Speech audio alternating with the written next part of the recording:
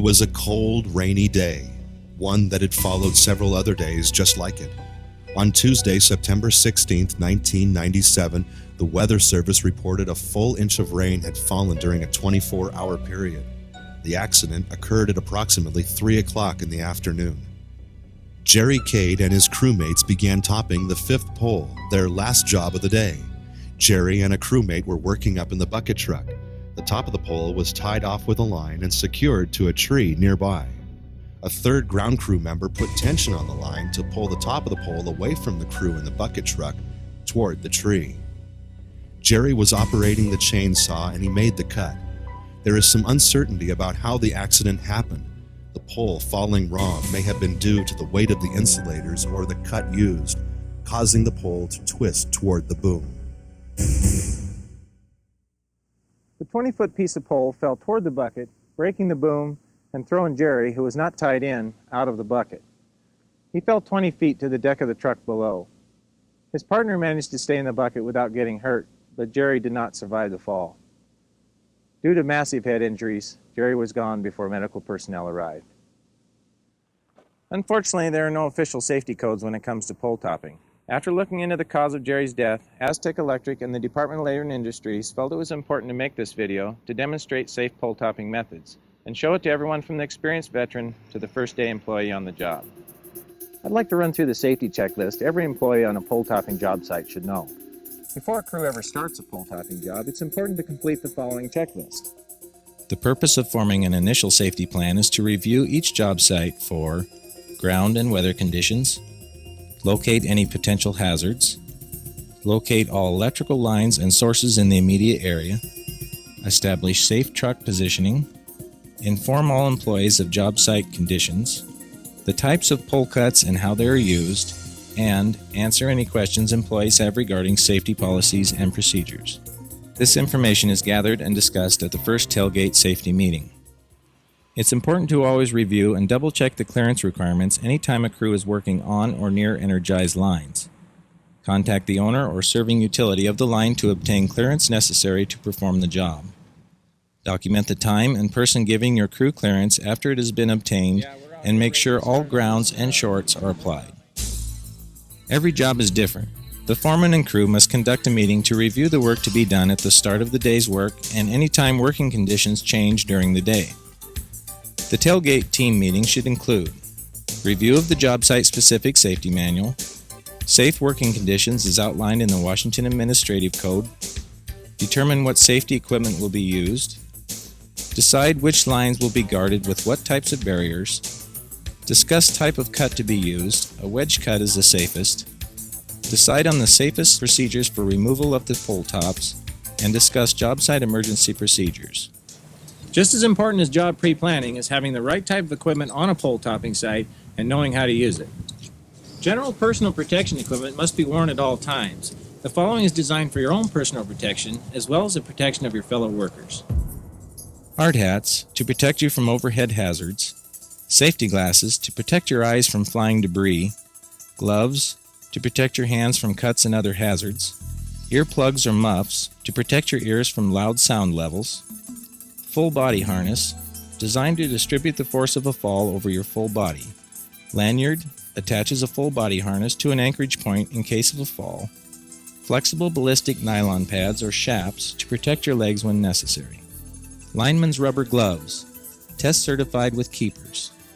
Used as personal protection barriers against electrical shock up to 5,000 volts.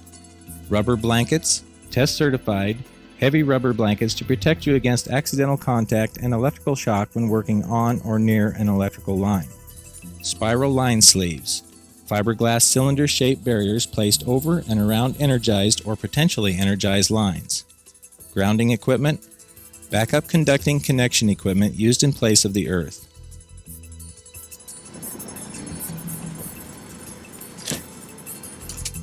Other types of general equipment used on a pole topping job are aerial man lift or bucket truck, designed to elevate you to the work area on a pole. Line truck or digger derrick, used to secure the pole and remove the piece when the pole is cut. End line, a rope and pulley assembly used to raise and lower material and equipment. Rope slings, heavy braided rope or line used for rigging and securing the equipment to the pole for removal. Chainsaw, after the pole topping method has been determined, used to cut off the top of the pole in one piece or in several chunks. There are two recognized methods of removing the top of a pole. The first is called chunking. That's when the top of the pole is removed in several sections, such as these. For safety reasons, chunking is a preferred method. This allows the lineman easier control of the smaller pieces. This may take longer, but it's well worth the extra effort. After the bucket truck is positioned safely and the outriggers are on level, stable ground, all hardware and attachments are removed and lowered down on the hand line or with the boom and the line of the truck to reduce the weight on the pole. A piece or chunk is cut off the pole in a small enough section that an employee can remove it and lower it down with the hand line. This process continues until the pole is cut down to the desired height. An alternate method to chunking is the single section method. This refers to the removing of the top of the pole in one large piece. The bucket and line truck are stabilized at safe distances from each other with the pole easily accessible from either truck. The boom of the line truck is placed near the top of the pole where the single section will be removed. The two employees in the bucket take a sling up and attach it near the top of the pole utilizing a choker attachment. The sling is attached to the winch on the boom of the line truck. The ground operator takes up the slack on the winch line in order to place a small amount of tension on the line away from the employees in the bucket. The employees in the bucket truck then make one safe and proper cut. The ground operator then utilizes the line truck to move the single section of the pole away from the employees in the bucket and lowers the single section of the pole to the ground. After the top of the pole is removed, the crew spends the time to clean up the area of all the debris. The acting utility and owner are notified immediately that we are clear of the lines and leaving the project. This video is dedicated to Jerry Cade. Our hope is that the safety information provided here will help prevent this type of accident from happening again. Jerry was a conscientious employee, a journeyman lineman with over 20 years of experience. But nothing we do now can bring Jerry back. What we can do, however, is remind ourselves that safety first is not just a catchy phrase we teach our children. Good safety practices reduce the risks we face every day in our jobs. There's an old saying, expect the best, but prepare for the worst. Maybe the crew was in a hurry to get that fifth pole procedure over with. Maybe not, but the crew surely never thought something like that would happen to them. Well, it did happen. What we can do is honor Jerry by learning from this tragedy. For Jerry, we should never let this happen again. When it comes to safety, it's important to plan your work, then work your plan.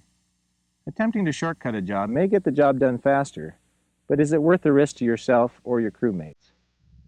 None of us can avoid risk in our line of work, but we can do our level best to prevent the chances of accidents occurring. An ounce of prevention is worth its measure when lives are at stake.